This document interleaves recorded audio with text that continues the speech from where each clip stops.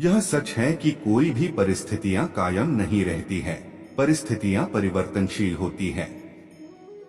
जीवन में सुख है तो दुख भी है, अनुकूलता है तो प्रतिकूलता भी है।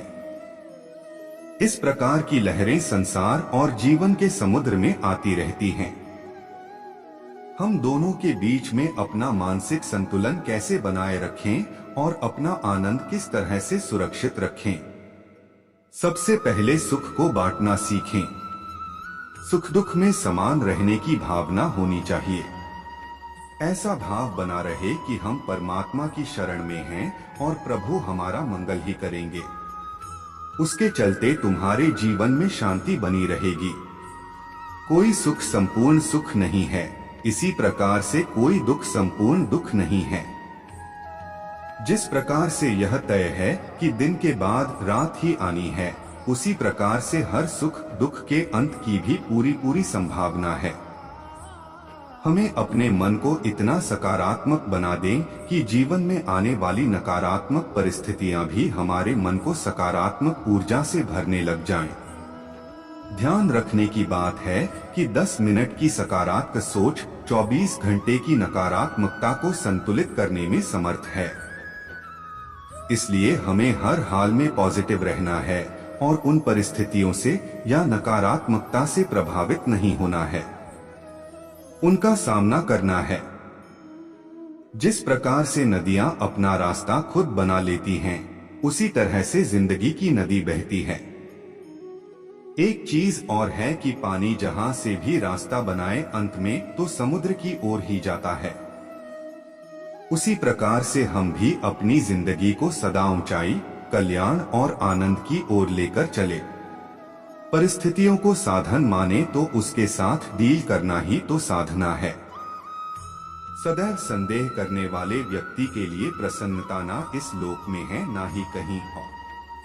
क्रोध से भ्रम पैदा होता है, भ्रम से बुद्धि व्यग्र होती है।